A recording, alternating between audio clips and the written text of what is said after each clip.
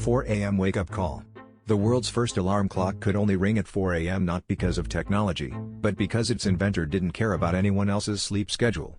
In 1787, Levi Hutchins built a clock for one purpose: to drag himself out of bed before sunrise for his job. Forget snooze buttons or setting your own alarm. If you wanted a wake-up call, you had to hope you had the same schedule as Levi.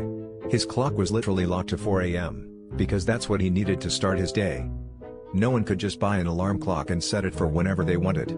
For decades, if you wanted a different time, you were out of luck, and probably late.